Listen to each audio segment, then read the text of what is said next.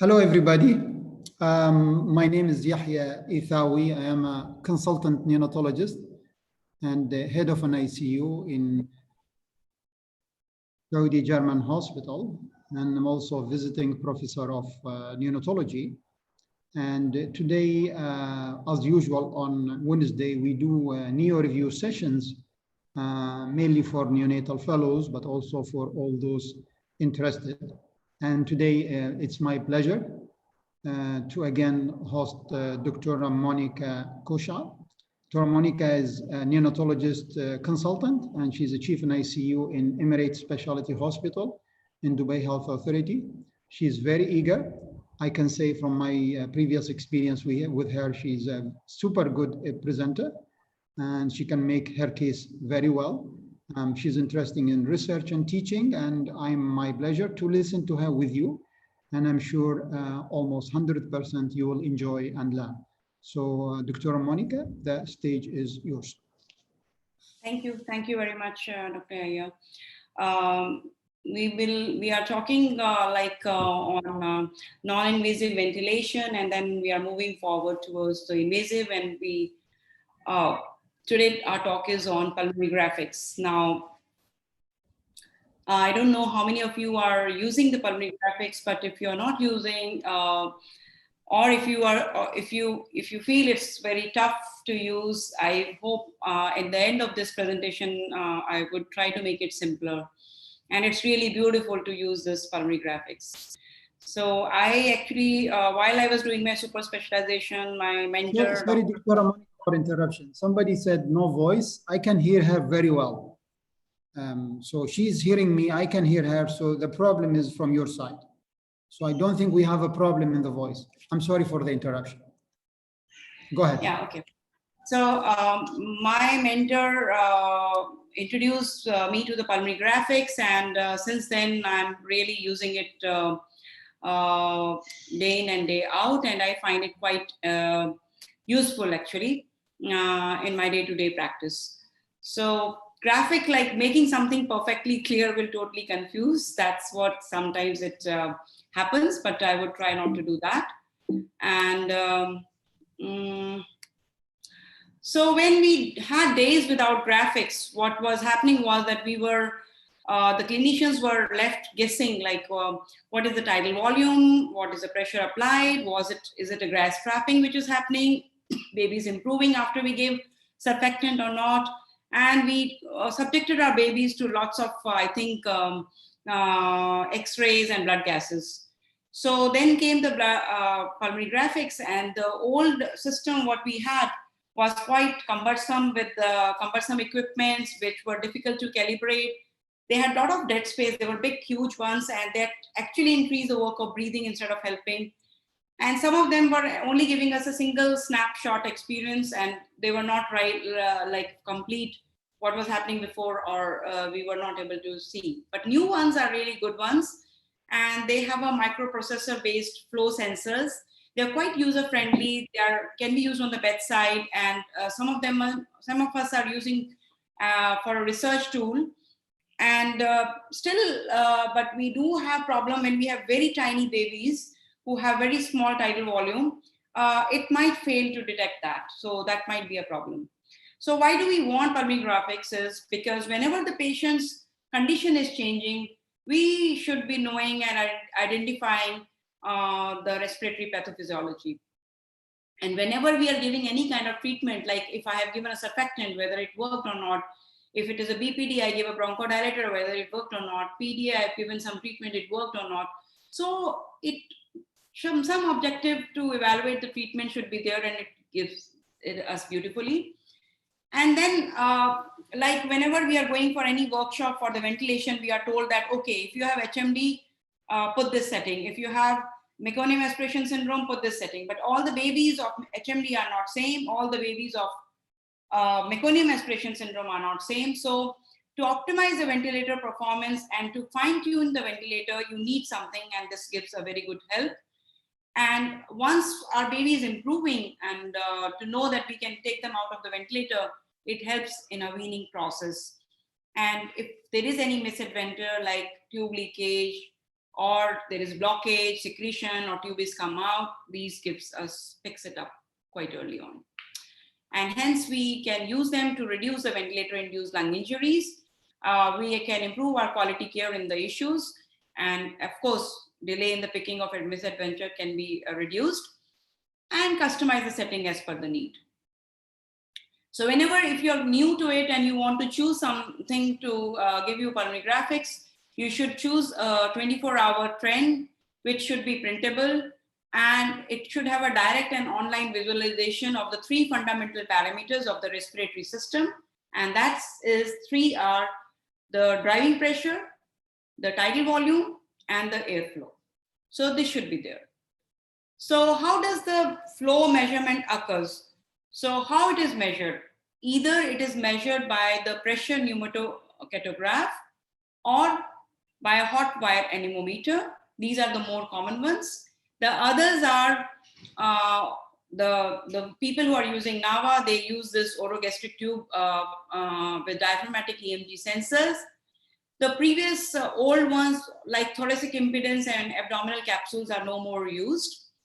And where is it measured? So either it is measured near the ET or it can be measured near the ventilator. I would say the one which is measured near the ET would be the better ones for the babies, small babies, so as to pick up better. Now, what is the principle of flow sensor thing? So actually it tells that the temperature which is lost depends on the flow of the gas. So that's the basic principle. So what do we have is there are 2 tiny platinum wires, and these are heated to 400 degrees centigrade. Now the one wire is shaded to determine so that we know what is the direction of the gas. So from here, the air gas is flowing. Now the wire cooling will be proportional to the gas flow. Now you have heated a wire and the gas is flowing, so that wire should be cooled. And then the flow is integrated with time, and that's how the volume is measured. So flow with time measures the volume.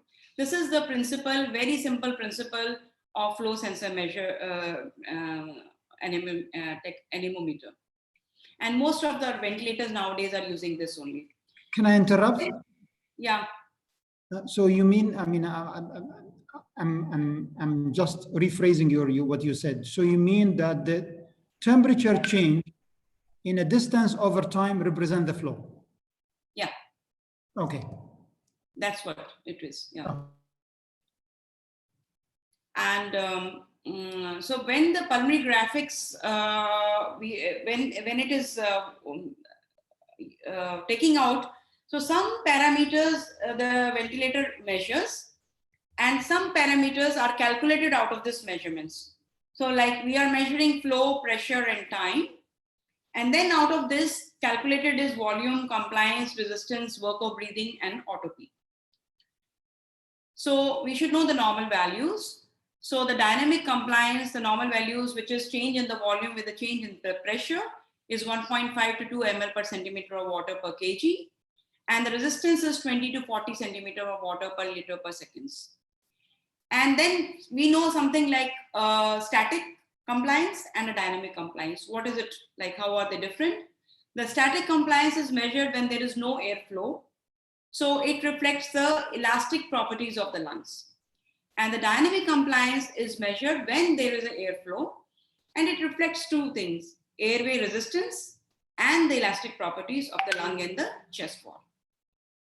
So what we see on our graphs in the ventilator monitor are 2 things: the waves and the loops. So the waves are saying something over time. So it is either pressure over time, flow over time, and volume over time. So that's like a scalar. And when they are over each other, like pressure over volume or flow over volume, they form a loop. So they are the loops. So we'll talk about them one by one. So when we talk about scalar, which means it's over time. So as you can see, this is a pressure over time, and mainly because we are talking of neonatal ventilation. So we are talking about pressure ventilator, because we are not using a typical volume control ventilator. So pressure control ventilator. So this is how the pressure over time would look like. The pressure would rise, and then there will be a plateau.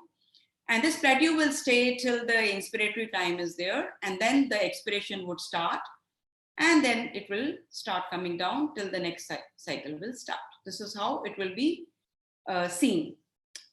And the flow over time would be like, there would be, you know, that flow. So there will be something which is flowing in, and then the thing is coming out. So the gas is flowing in and the gas is flowing out. And that's the reason the flow over time will have a positive as well as negative deflection. So the positive deflection is during the inspiration, and when we are expiring, we are taking the gas out, that will be the expiration. So there will be a increase in the flow, and till it reaches the peak inspiratory flow.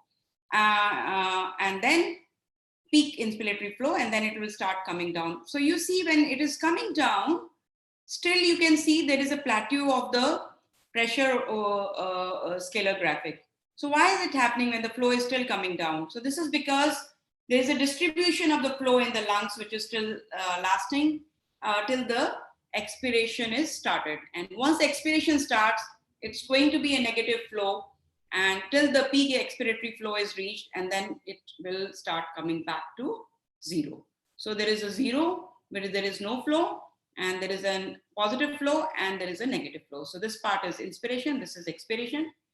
And then volume over time, if you see, when the flow is increasing abruptly, that's the time when the volume deflection is very abrupt. But even when the flow starts to come down, the volume is still going up, but the pace goes slower, and there is a little plateau, and then the expiration would start, and then there will be a time when the next inspiration would start. So this is how they will look during the same cycle, how the pressure time would look, how the flow time would look, and how the volume scalar would be looking. Now, each thing would be, there will be a trigger, there will be a limit, and there will be cycling. So how do we see that? So the starting point would be a trigger point. And if it is a patient-assisted ventilation, there would be some trigger. But if this is a controlled ventilation, it will start off its own. So this could be by the flow, or it could be pressure, or if you're using NAVA, it could be EDI. And then you have to see, you have to limit yourself that you won't go beyond that. Otherwise, you will have catastrophe.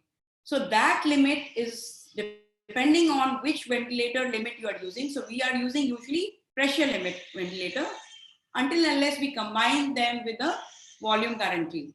So our limit is either, this is the limit where we won't go beyond it. Either it will be volume or pressure, and in NAVA, EDI. Then when do we stop? Like there should be a time when we will stop that much pressure generation. So that will depend on what type of thing you are using. Are you cycling with time? So you have given, if you're cycling with time, you have given some inspiratory time, and after you have reached that much of inspiratory time, it will stop. Or it's a flow cycle, then you will say that, okay, I have reached 25 or 30% of the flow, less flow, then I will stop. Or the EDI, if you have used NAVA, then the cycling will be according to that EDI. So these are very important: trigger or start, limit, and stop or cycling. Now we will take one by one. Like a pressure scalar graphic, you see, it will never start from zero. Why? Because you are giving some peep. So it will start from here. So there is a peep which will be constant all throughout the cycle. So this will straight line like this. And then you have a pressure which is going to increase during the inspiration till you reach that, what did I say? The target. So it won't go beyond that. And it will remain to that plateau till, if you're time cycling, till that time, inspiratory time is over, and then the expiration would start. So here you will get the inspiratory time from the beginning of the inspiration to the start of the expiration, and the expiratory time from the starting of expiration to the beginning of the next inspiration. So that is how the pressure scalar will look. And the flow scalar, as I said, it will have positive as well as negative. So there will be flow which will increase till it reaches the peak inspiratory flow. And then it will start coming down until it reaches zero. This is the inspiratory time. And then it will go to the negative reflection, that is peak expiratory flow. And then it comes back to zero till the next inspiration starts. And this much time is the expiratory time. So all the positive deflection is the inspiration, and this is the expiration, and this is the zero flow. Then the volume scalar, again, there is a start of inspiration. And as I said, when the flow is increasing fast, the inspiration is peak. And then when the flow is coming down, the inspiration is little less. But till the expiration is coming, this is the inspiratory time. And then the expiration starts, and this is till the next inspiration occurs. This is the expiratory time. And this maximum is the inspiratory tidal volume. So what do we get from each of these scalar graphics? What do we look at? So this is what we know, but what are we going to look at? So when we are looking at the pressure scale, we can find out the type of ventilation, the driving pressure, pip and the peep, whether it is a sine wave or square wave, and the trig wave. So how do we know the type of ventilation? So if we have a pressure control ventilation, the pressure scalar would look like it will be a rectangular like this. And the flow will be triangular. In the volume control ventilation, the pressure, because the volume is being controlled, so the target is the volume, not the pressure. So the pressure scalar graphic would be triangular, and the volume, the flow would be rectangular. You can see the same thing in the pressure control also, only in one condition, when the flow is not adequate. When the flow is not adequate, then the pressure scalar graphic will start looking triangular, and the flow will start looking rectangular. So you have to see, you cannot say now my thing is changed to the volume control. It is still a pressure control, but I need to do something with my flow. Then you can see the factors which are affecting the map. So this is in the pressure scalar graphic, you can see this is managed by the flow. This is managed by the time, and this is managed by your pip, and this is managed by your peep, and this is managed by your rate. So you can know where the problem is occurring, and if you have a high flow, you will have a square wave, too much square wave. If you have adequate flow, you will have a sine wave. So you want to be baby friendly and more going to the physiological way of handling the ventilator. So you will always look for a sine wave and not like a square wave. So that's why you can see if it is a slow rise, it will be triangular. If it is a moderate rise, it is like a sine wave. And if it is a fast rise, it is like a square wave. So we don't want to see this. We don't want to see this. We want to see this moderate rise. Then to see the pressure scalar graphic and to know whether it is a patient triggered or it is a controlled ventilation. So if it is a patient triggered and assisted, then you will have a negative deflection, because when the patient is trying to trigger and generate, you know that we are generating a negative pressure in the normal sense when we are breathing. So this will be a negative deflection, which means the baby is the one who's triggering. And if we don't see this, it means it's a controlled breath. So this is how you will be knowing about your mode. And then to know whether it is SIMV or SIPPV or assist control, how do we know? So what is SIMV? SIMV is a mode where you are synchronizing intermittent mandatory ventilation. So you have a fixed rate which you want the baby to be synchronized with. So whatever rate you have kept and whatever inspiratory time you have kept, and you have kept a trigger. So if the baby is triggering during that 1/3 of the time of the inspiratory time you have kept, then that breath will be synchronized. If the baby doesn't trigger during that time, then there will be no synchronization. And if the baby wants to trigger during the in between the breaths, then that will also not be synchronized. So when we say SIMV, we should know that it is not completely synchronized. So what you will see is some of the breaths are synchronized, where you will see this is the triggered. Here the baby is not able to trigger, so this is not synchronized breath. So that means it is not completely synchronized. So you will be able to see in SIMV this kind of pressure time scalar graphic. And if you want to synchronize the whole thing and still continue to use SIMV, you want to support the other breaths which are not synchronized, what you can use is SIMV plus pressure support. Then how it will look. So these are the breaths which are synchronized, and these are the ones which are not. So these, if you add a pressure support, so they will be supported by the ventilator extra.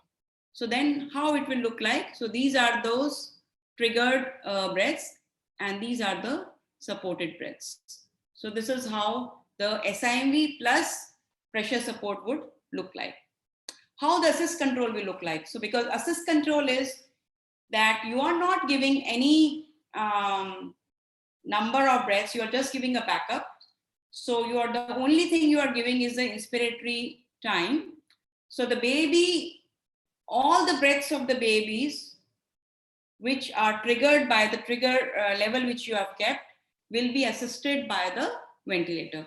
So this is how it will look like. So it looks quite nice. However, if you should know that this is not completely synchronized, because it depends on the inspiratory time you have kept. So if the baby wants to breathe longer, it will get fiddle and fight with the expiration. If the baby is breathing shorter, then the inspiration and expiration will fight. So there will be some fight between the ventilator and the baby if the inspiratory time and the expiratory time is not similar to what we have kept. So, but still it is better than the SIMV as far as the synchronization is concerned. And this is how nicely in the pressure graphic it will be looking. So this is how it will look. But if you have kept the backup rate too high, then some of the breaths will still not be synchronized. So what you should do then, that you should reduce your backup rate. These will be untriggered inflations in between. So reduce your backup rate. Don't increase your backup rate too much then. Then let's come to the flow curve. So this is what you can find from the pressure time. From the flow time, what you can find is the peak inspiratory flow rate, the peak expiratory flow rate, the respiratory pause or area of no flow, expiratory asynchrony or synchrony. You can optimize your inspiratory time in this flow scalar graphic. You can look at the leak and the air trapping, and you can find whether the flow was adequate or inadequate, as I said earlier. So how do you set inspiratory time with this? So here you see, you have given inspiratory time A, whatever, and you have given a PIP of 20. So the tidal volume achieved by this is 15. You see what is happening here? The flow is, inspiration is happening and then it is coming down. But what do you see? The inspiration has not ended and the expiration has started. What does it mean? It means that we are less on the inspiratory time. So what we do, see here, inspiratory time is too short. The inspiration has not come to the zero and the expiration has started. So just by changing this dead area, by increasing the inspiratory time, I just increase this inspiratory time and this lost tidal volume could come back. And you see what happened? With the same pressure of 20, the volume given to this baby is 20 cc from 15, it has increased to 20. So only thing I did was I have increased inspiratory time. So I have to be looking into the whether my inspiratory time was insufficient or not. So optimizing inspiratory time by this is important. Now the reverse can happen, that you have given an excess of inspiratory time which is going into nowhere. So there will be an inspiratory hold area of no flow.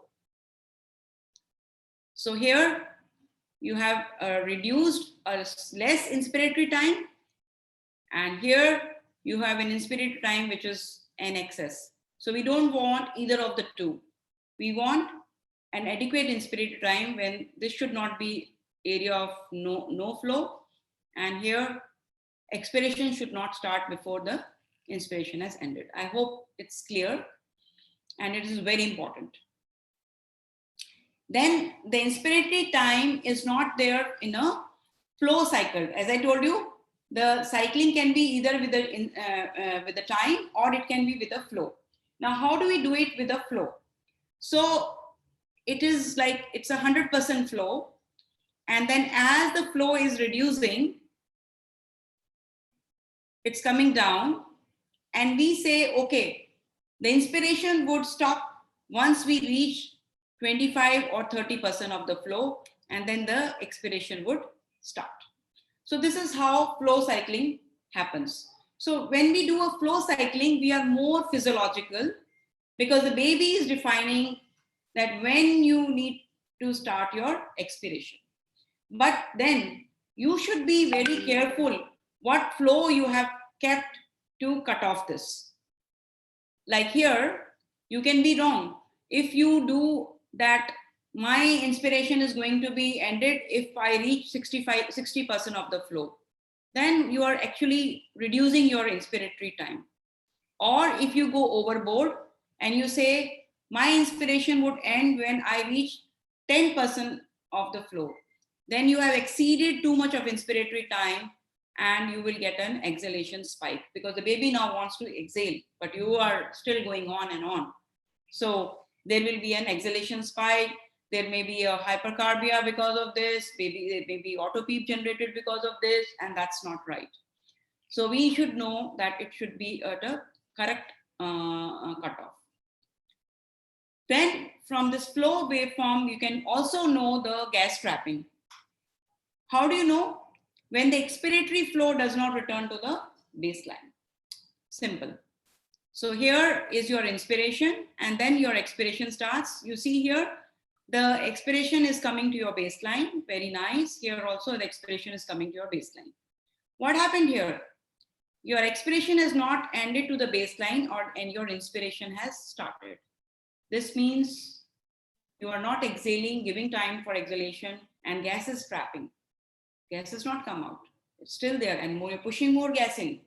So this is gas trapping. So when you see this, this is a gas trapping. And if you have made your expiration time too short, this will lead to this gas trapping, and it may lead to a auto peep generation. So this is not okay. So you are ending the expiration here instead of here, and you're generating an auto peep. Or what can happen, that it is taking longer time. This should be the normal, longer time to come here, and here air trapping and auto peep would be coming. Then how do you know the resistance, expiratory resistance, if it is increased in this flow? So this is the normal resistance. You can see here, normally it's nicely, smoothly, it is coming back, the expiration. However, if we have elevated resistance, so Inspiration, you know, is an active phenomenon. When it is pushing in the gas. The expiration is a passive phenomenon. So if there is an increased resistance, then there will be a problem and trouble to gas to come out. So it will be taking longer time to come out. So this is a sign of elevated resistance. So we should know if it is happening like this is causing a problem. And hence, how do you look at? So you see the peak expiratory flow rate is low and it is taking longer time to come back to normal. So that means there is a resistance. What do? You give a bronchodilator. So then you have to see whether my giving bronchodilators helped or not. How do you see? Immediately what you will see, your peak expiratory flow rate is increased and your expiration has come back to normal very quickly. So this is a good sign that your bronchodilator is working. Then come to the volume curve. So what we can learn from each thing we should know. So in the volume curve, we can know the tidal volume. This is the tidal volume baby got. We can know the breath stacking. We can know the spontaneous breath volume and the mode of ventilation and the air leak. So this is the volume. So what do you mean by air leak? When expiration is happening and it is leaking, coming out before the thing comes down to normal. So this is how the air leak in the volume will look like. So exhalation did not return to zero and there is a shouldering and fall from a cliff like this sign you will see. This is a sign of leak. Type of ventilation, I have already said, it will be pressure control. The volume will be less triangular. In the volume control, it will be more triangular.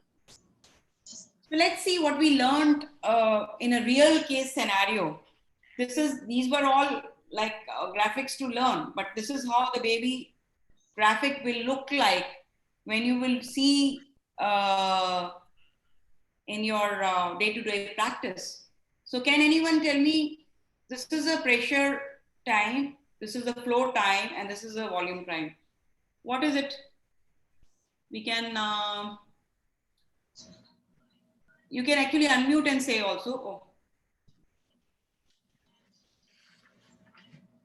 Or you can. We have secretion or we have some kind of resistance. Secretion more. Yeah, this can be one, but what is happening here is, you see, the inspiration has not happened and expiration time is prolonged. Yeah, so we have a inspiratory time which is less. If you see here, and if you divide this in between, your inspiratory is less and your expiration is longer. So you have a shorter inspiratory time in this baby, right? Leak, I don't think so there is a leak. So this is a shorter inspiratory time. So now what we do, when we have this, we will increase the inspiratory time. So here I increase the inspiratory time by decreasing the rate. I did not touch. So when I decrease the rate, my inspiratory time will automatically increase. And you see, now it is trying to come to zero. Still there is little space and I can still increase the inspiratory time further. And if you see in the volume also, you will see the inspiratory time has improved. So this is how you can see in your real-time graphics. See another one. What is it? Prolonged eye time, because the inspiration has finished while still there is some area with no inspiration effort going on. So typical what we saw there, there is a area of no flow. So this is very dangerous because now baby is trying to exhale, you are actually compromising on your expiratory time, you will lead to auto-PEEP, you will lead to hypercarbia, and you will lead to work of breathing as well. So this is also not right. So what is happening here? Shouldering. Yeah. Auto-PEEP. Yeah. So again here, your expiration is not reaching the 0. So here your expiratory time is less. And this is leading to your autopsy. So you have to, and if you see here also, how to see is the deflection, the expiratory deflection changes. And if you make a line straight, you will see that the expiratory time is less. And here, the expiration is not reached the 0. So here you have to increase your expiratory time. How would So you these increase Or, the expiratory time, or Dr. drop your heart rate. You mean to reduce Or the respiratory inspiratory time rate. so that expiratory time will increase? Yeah, you can do that, or you can, yeah, you can do that, and you can change the rate. Change the So, rate. yeah, you can Ah. change the rate to make it that. Then you may have something like ineffective triggering. When you say ineffective triggering, when you can see that there is a drop in the pressure where when the flow is increasing and there is no following ventilation. So this is a wasted effort which is going to happen. And this can happen when you are not given a proper trigger for that particular baby. So you need to give a proper trigger to that particular baby. Otherwise, you will have this kind of a wasted ventilation, ineffective triggering. And then sometimes you may have double triggering. This will happen when your baby is Or, too... Dr. Monica, or good sedation. Yeah. Right? On the previous slide? Yeah. Or a good sedation, if you don't want to change the trigger. Yeah, that can be done here. And the double trigger will happen if your baby is very strong and it, producing lot of has lot of inspiratory efforts and has a longer inspiratory time than the time you have kept in the on the ventilator. Then it may happen that baby is going to double trigger. So this is not going to end, expiration is not going to finish, and then another inspiration is starting. So you have to see that that means this will be one indication that you have to adjust your inspiratory time for a longer time so that the baby efforts are more, and depending on that, you may have to change your inspiratory time. Then we'll come to loops. So loops are when two variables are plotted simultaneously and you look at their interrelationship. So they will be the beauty of loop is that the starting of inspiration and end of expiration coincides at single same point. And you should see your ventilator because there is no agreement that positive will be always inspiration and negative will be always expiration. It may be opposite. And clockwise and anti-clockwise things may be opposite. So you should know your ventilator and your graphics when you are buying and seeing where it is, because otherwise if I will teach you this way and you will start looking at your graphics the same way and it may be the opposite one, then it will be a problem. So you should see that most of us have that upper label deflection is positive and lower is negative, but it may be the opposite. So that is to be seen. And what is the use of these loops? We can look at lung getting over distended. We can know at airway obstruction. When we have given bronchodilator, we can know the response. We can know the respiratory mechanics, the work of breathing, flow starvation, the leak, and the triggering effort. So everything what you want, you can see in these loops. So as I said, there are two loops. There is a pressure volume loop and there is a flow volume loop. So we'll take one by one. So pressure volume loop, in that the pressure is in the x-axis and the volume is in the y-axis. And as I said, we are not supposed to see it starting from here. It should be starting from here because we are going to give some peep. If you are starting, your loop is starting from here, that means your peep is not enough or you have not given it properly. So it should start from here. And if you are using assisted ventilation, you will see a trigger and the triggered reflection will be going in another direction. So that will be a clockwise direction. And then the ventilator will start giving, that will be in an anti-clockwise direction. So here the pressure is increasing, but the volume is not increasing that much. But till you get the inflection point, the lower inflection point, when suddenly the pressure increase will lead to increase in the volume, till you get this plateau, and then we'll start the expiration. And then the expiration is slow, and then comes a expiratory deflection, where the PIP will fall abruptly, and so will fall the tidal volume. And when you join these two, this will be giving you a compliance.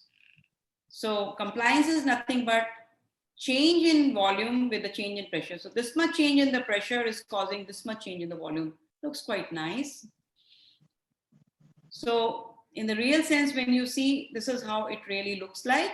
And this plateau in the pressure time scalar graphic is here. And this is the dynamic compliance. So if it is baby who's breathing spontaneously, this is how it will look like, because the inspiration, as we said, we are producing a negative pressure, and this will how the expiration would look like. And it is all clockwise only. There is no anti-clockwise. In the assisted breath, first it will go clockwise, and then it will go anti-clockwise. And this is the inspiration, this is the expiration. So the resistance, how do you see? The deflection point of the inspiration, if it goes wider, this will go wider, and this is inspiratory resistance, which is increasing. And expiratory deflection point, if it goes wider, this is the expiratory resistance. So this is how you will see the resistance. In the center, you will see the compliance. And they don't have any correlation with each other. Compliance may remain the same, and the resistance might increase. The resistance may remain the same, and the compliance might reduce or increase. So you should know where to look for. So when we look at the PV loop, if you see this A, B, C, A, this is the frictional resistance during the inspiration. A, C, D, A is a frictional resistance during expiration. And A, C, E, A is the elastic resistance. A, B, C, A all is the total work of the respiratory cycle. So how do you find which mode of ventilation you are in? So one, we said that we can find in the scalar graphics. Also, we can find in the PV loop. So what is happening in the CMV?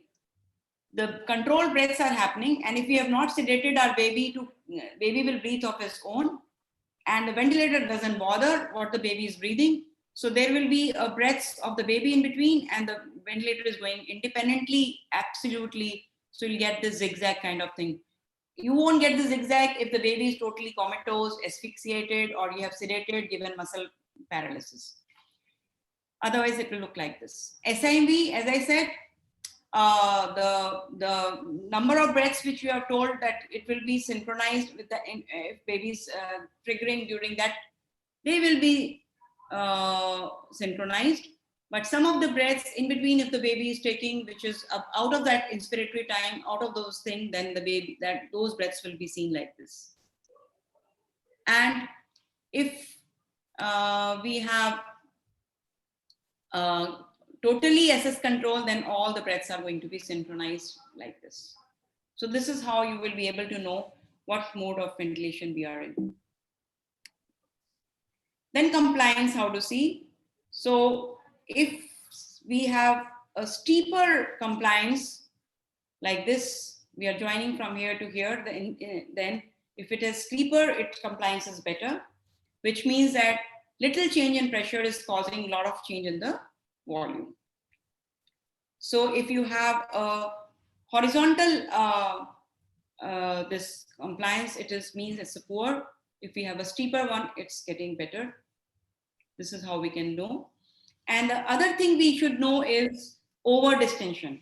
Now, how do we look at the over distension, which is very important? So this is a PEEP. This is the alveolar recruitment. This is the optimal compliance till here. But if you see this beaking, this is alveolar overdistension.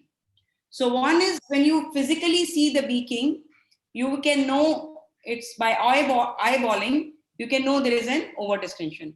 The other way objectively to look at the overdistension is something called C20 by C dyne, which means that the last 20% of the time of the compliance, what is happening as compared to the, so this is the last 20% of the compliance, and this is the total compliance. So what is happening between the two?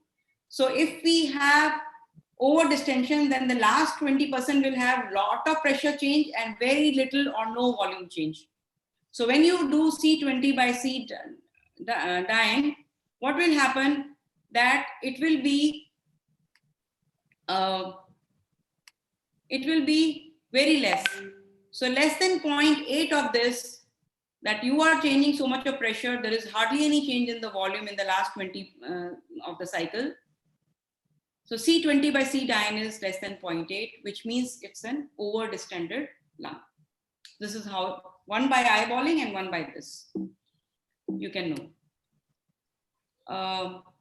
So if you are in the right place, you will know that a same change in the pressure will cause good change in the volume. If you are under or you are over, this change in the pressure is going to cause less change in the volume. This is 50. The same here, if you are in the right track, is 100. If you are overdoing, it is just 50. So you should know that you have to maintain your baby in the normal FRC. Higher FRC will cause overexpansion. Lower FRC will cause atelectasis.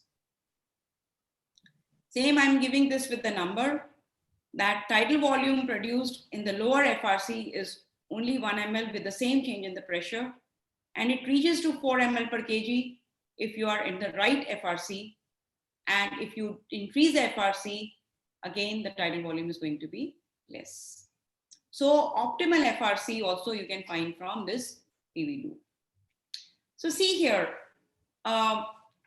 if you see the compliance when it changes, if you have a baby who has RDS, surfactant deficiency, or baby who has fibrosis, hyperplasia,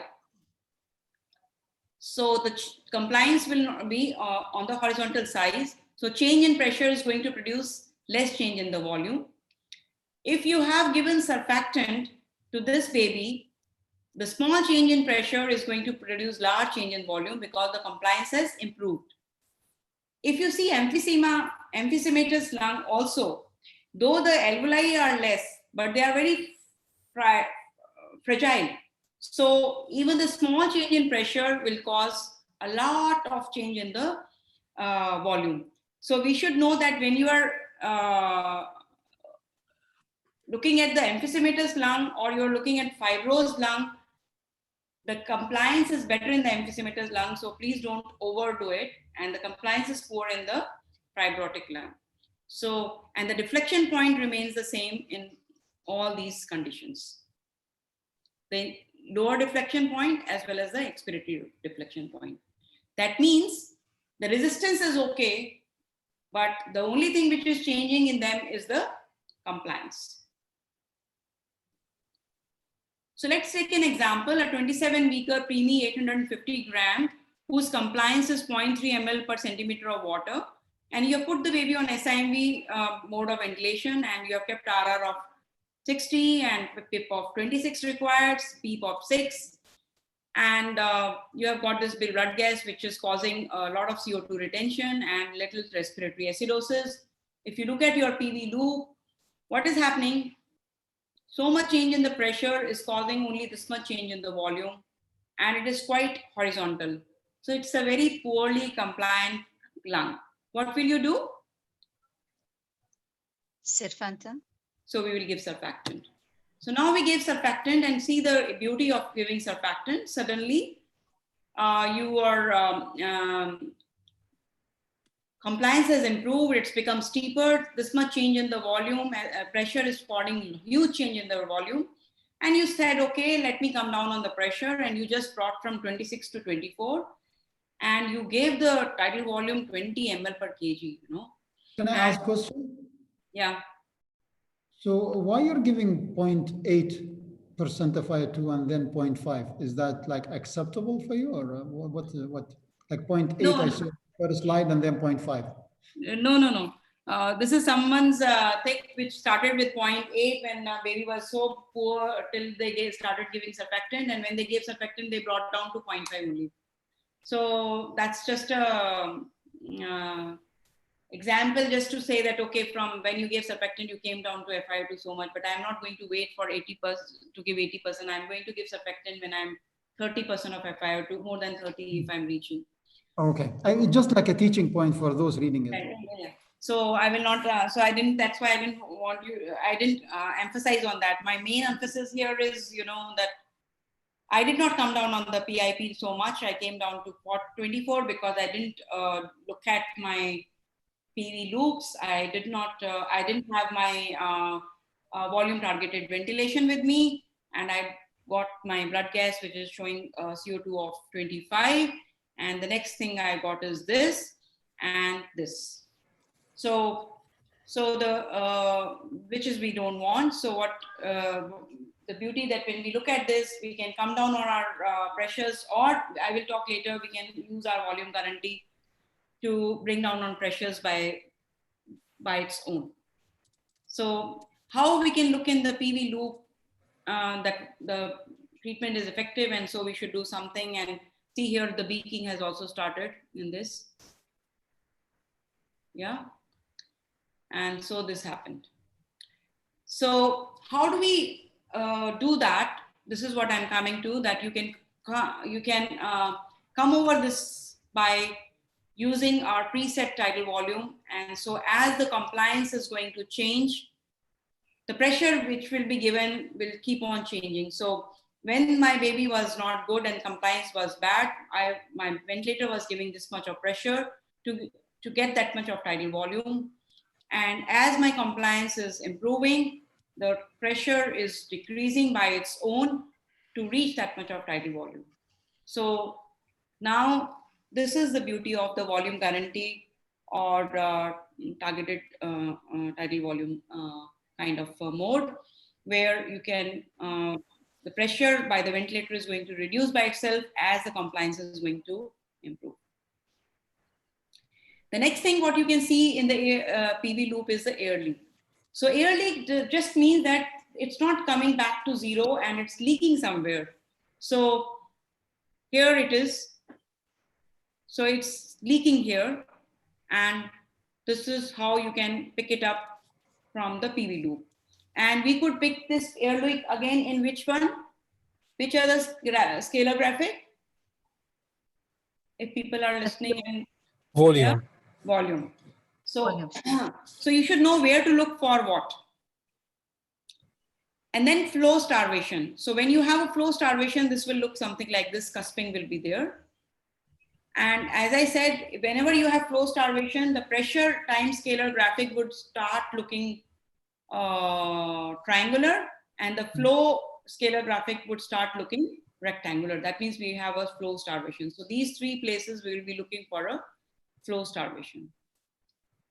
Then how do we look at resistance? As I said, inspiratory resistance will be increased if the lower inflection point is going wider. Expiratory resistance would be by more if the upper deflection point is going wider. Then comes our flow volume loop. Now, this is the most one where, you know, different ventilator will show the positive and the negative maybe on the opposite side. So we should be very careful on that. As I said, starting point and the end point is same. So here we have started, the y-axis is the flow and the x-axis is the volume. So the flow is increasing, and then the volume will, with that, the volume is going to increase in the inspiration. And we have reached the peak inspiratory flow rate. And then it will come to zero when it will start expiring, when it will be negative, and then it will come back to zero.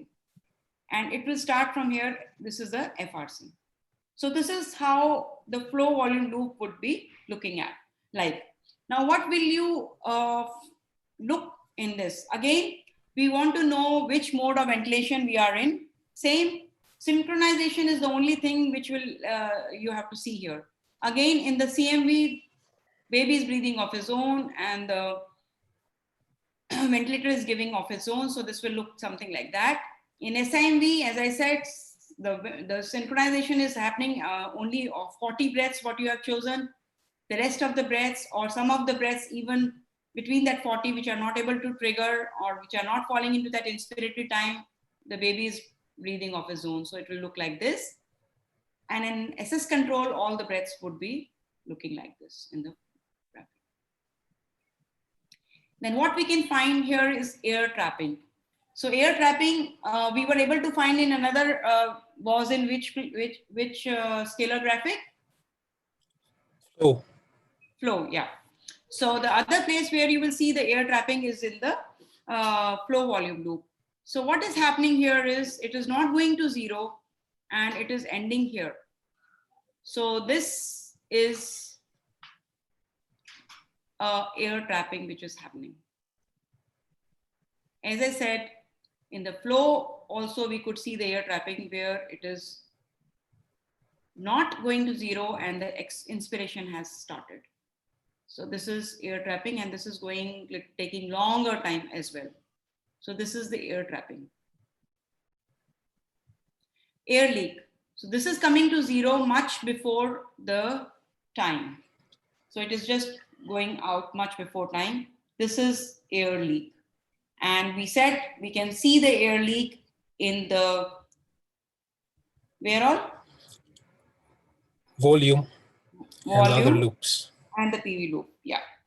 So we can see the leak here in the volume where you shoulder cliff like thing you will see. In the PV loop, it's ended much before. And here it is ended, expiration has ended much before. Expiration has ended much before. So this is the three places where you can see the leak. So when you see in all the three places, then you're more certain that there is a leak. Otherwise, it may be just an artifact. So that's the thing. Then the airway secretion or the water in the circuit.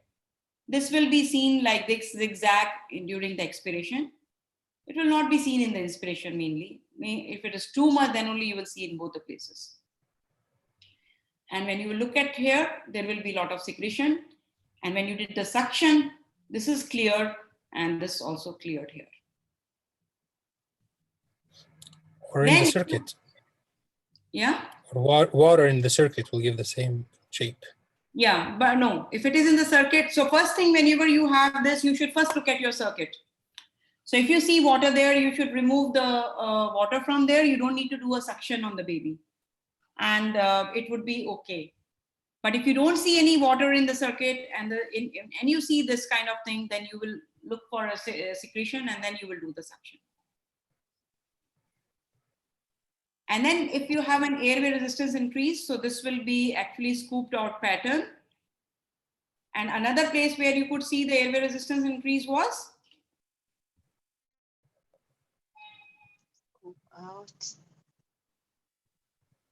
Which is scalar graphic, you could see the volume, resistance increase, and we had looked into the bronchodilator effect as well. No. Flow. No. Yeah.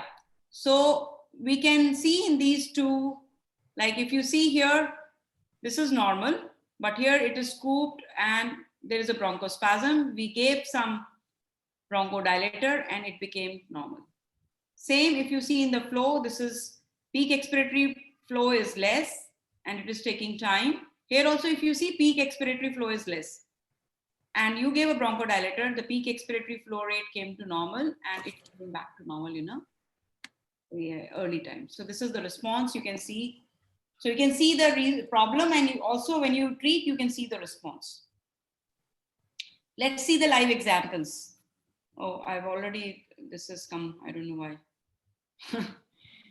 So what can you see? What do you see here? Air trapping. Yeah.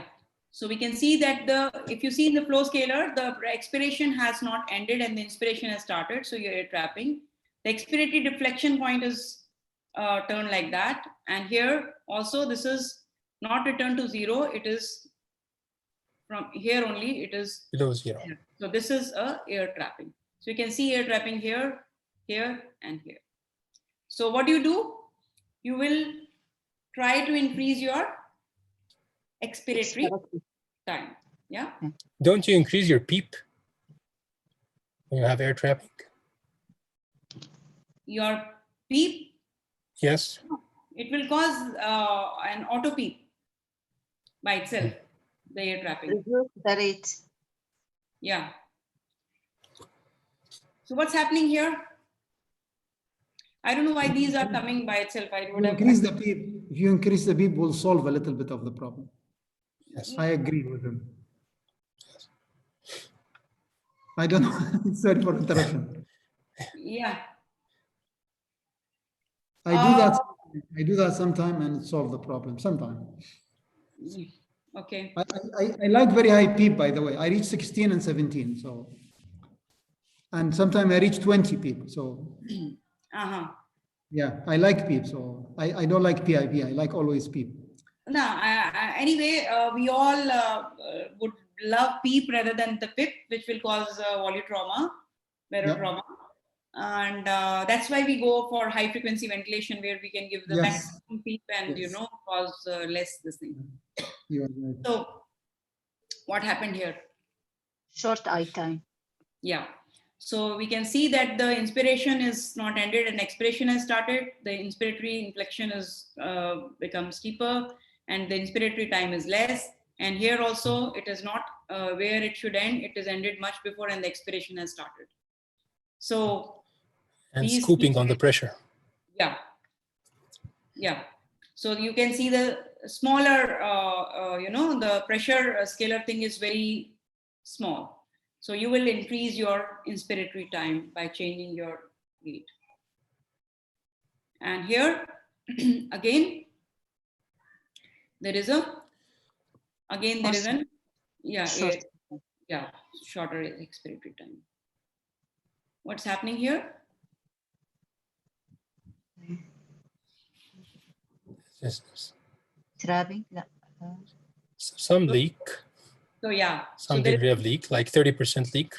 Yeah. So there is a leak here. You can see this here is N0 before time, and here also it's not coming. But the leak, the numbers are not there. It's only like 3. If you see the tidal volume in and tidal volume out, there is no much difference. So because there is an leak compensation maybe going on. Probably. And here? Secretions. Yeah, so we have secretions here.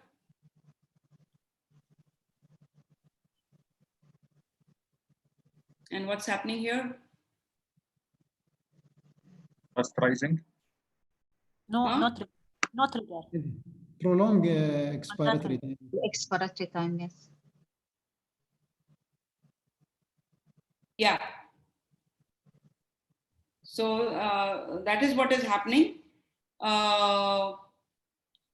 Kind of, and little bit of auto triggering is also happening here. Is this a SIMV plus pressure support ventilation? No. Yeah. It is? It is. Okay. This is the pressure support. Yes. And these are like little, these are hiccups actually. Mm-hmm. Because rest everything is fine. These are hiccups, and because of the hiccups, sometimes you may have this. So you should go and see the baby when this kind of thing we are seeing. Yes. Causing a kind of an auto trigger also, these hiccups. Mm. Yes.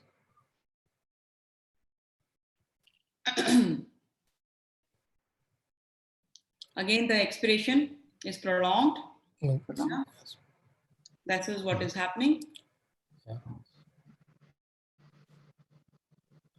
And then you are actually decreasing, then see it's like actually reduced, I think, too much. So we have to see. Isn't this low base flow? or tube resistance, which causes this? See, if you see the flow volume curve, it's very prolonged. This goes with low base flow in the settings. See, if the flow is less, we will be seeing this as a triangular and this as a rectangular, which is not happening. So that's not the point here. That's not happening. Flow is fine. So sometimes what you will see like this, when will you see this kind of thing?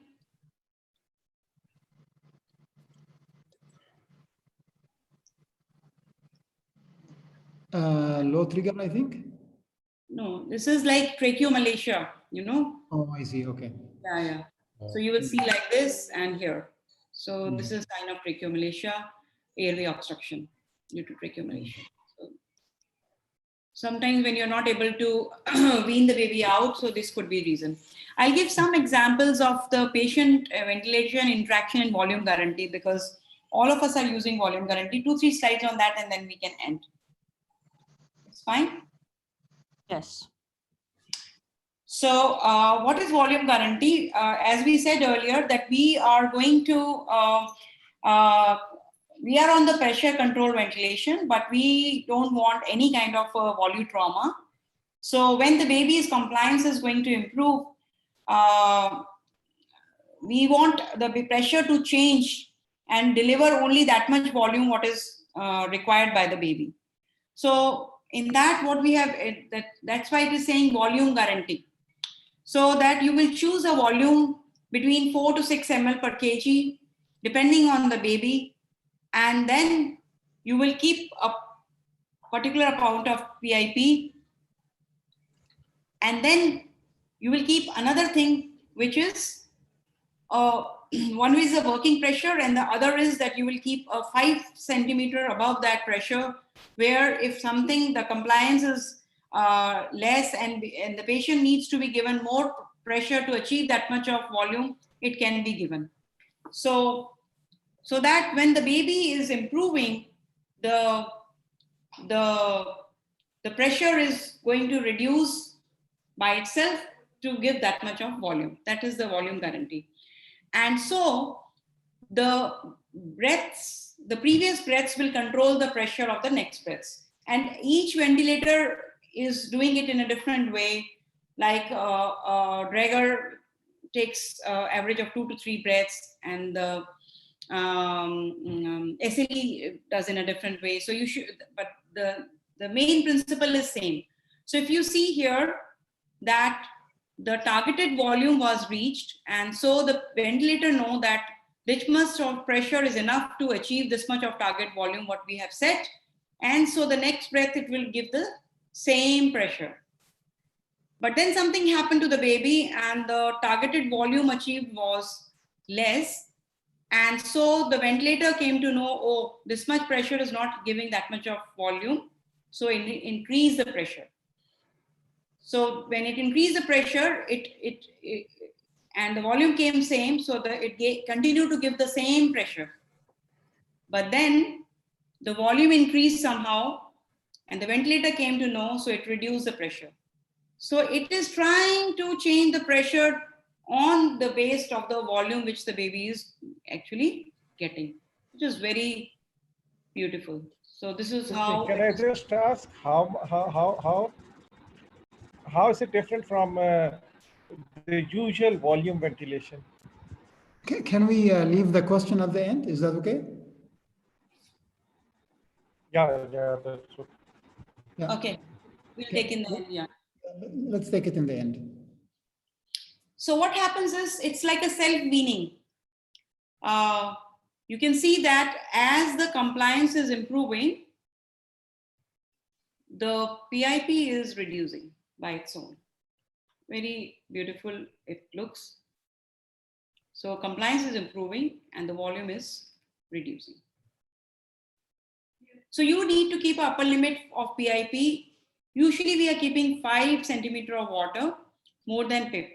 But if it is a very small baby and you are worried about the trauma, you might keep sometimes 3 only to have that working pressure with you so that it doesn't overshoots just because it's not picking up in a right way and we go for a volley trauma. So to prevent that, you might choose only 3.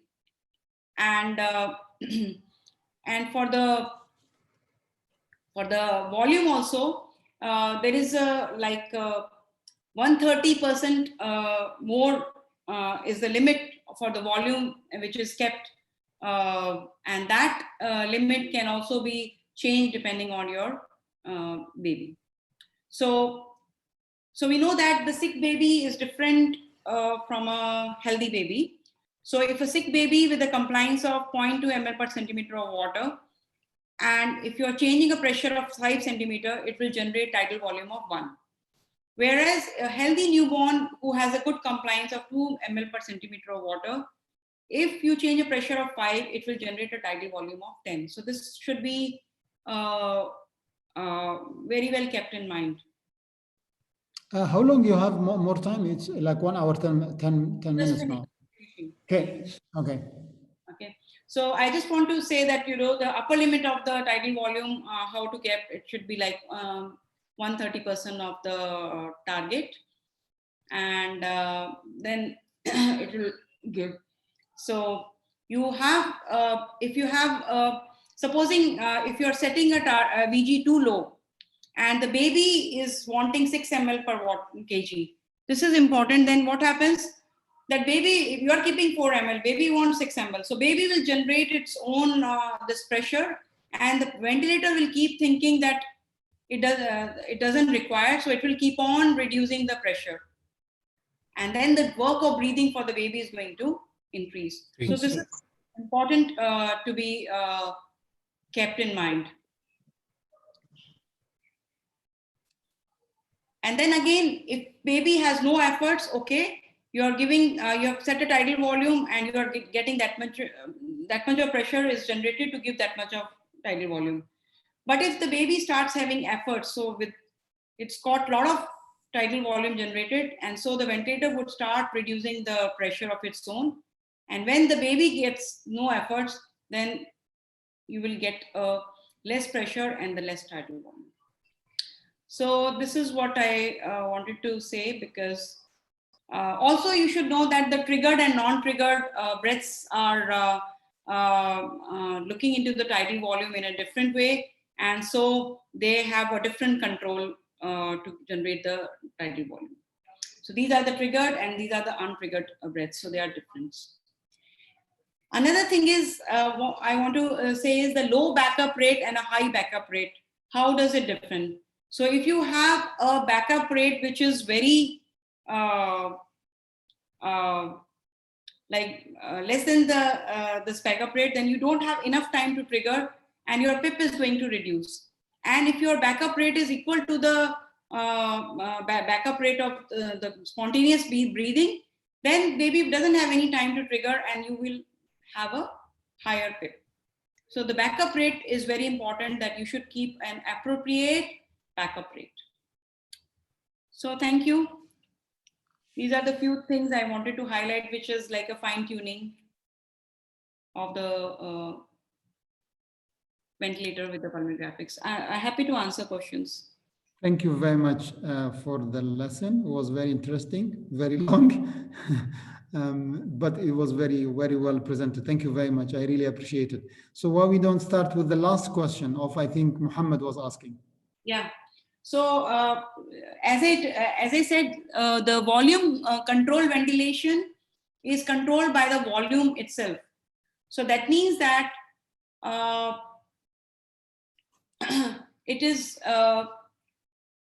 the cycling will happen when you reach a particular volume only. But in this VG mode, it is still pressure controlled, and you are adding only volume to it to change the pressure to get that it's that much of volume. So it's still pressure controlled. It is not volume controlled. That the volume controlled ventilation is absolutely volume control when you will keep the volume as a control. So that's how it is different. In the pressure control ventilator is just added a volume guarantee with that. Thank you. Any more questions? Any question? Would you make another lecture for HFO figures? Yeah, we didn't take HFO, so we can, we can take, actually when we take HFO, we can take the figures in that only. Yeah. Which will be easier, yeah. Thanks. Okay. So I do have one comment. I think using loops and graphics are very essential in the state-of-art ventilation. When we do gas, how many gas you can do? Like every hour, that's 24 numbers. Every 2 hours, that's 12 numbers. But you have loops and graphics, it's continuous.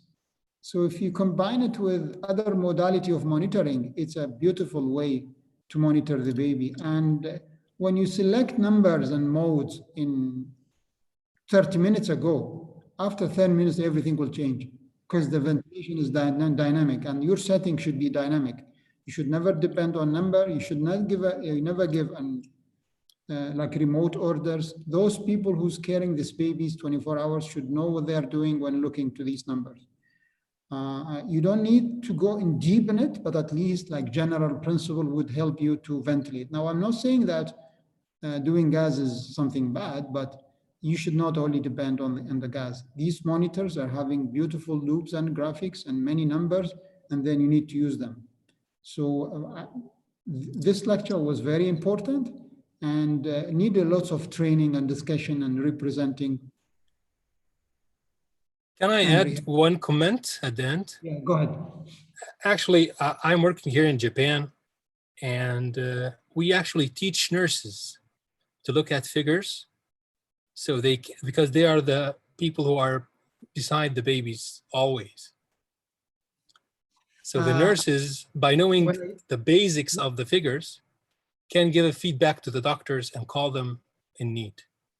When I did my fellowship, my mentor was Molly Seixia, and she's the editor-in-chief of every textbook of neonatology. And she, one time, we were in the elevator, and he told me, an ICU is 80% nursing and 20% teamwork. So actually, probably sometimes you don't need a doctor.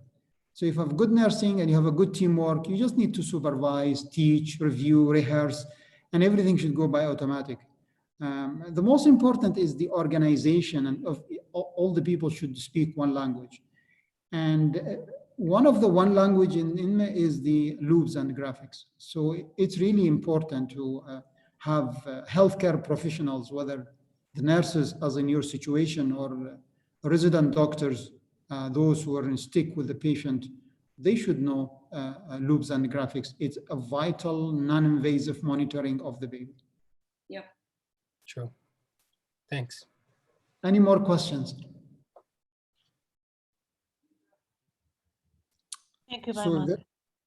Thank you very much, Dr. Arula. So if there is no question, I can end the session. And I would like again to thank Dr. Monica for her contribution to our series. And I hope that it will help our fellows and our new program to be established. And we have a great fellows who can look after their babies in an ICU. Shall we announce about the next Wednesday lecture for Dr. Monica, Dr.? What will be, Dr. Monica, is the high frequency, right? We can take high frequency, or we have not taken invasive ventilation as well. Invasive in general, yes. Yeah. But we don't need to press on you. If you have, I can like present something. But if you are ready, I'm happy for you to present. But if you are like, no, I will take the invasive ventilation so that the series end, and so that we are. So next will be conventional ventilation then. Yeah, I mean all invasive ventilation include all like. Invasive, yes. Okay. Invasive ventilation. So invasive ventilation, both conventional and high frequency, will be 2 sessions, let's say. Yes, thank you. And Thank you. each session will be 45 minutes. We'll get like 10 minutes break. Yeah, okay. Okay, we'll set them. Thank you very much, everybody. Thank you for attending, and enjoy the rest of your night. Thank you very much. Bye. Assalamu alaikum. Alaikum salam.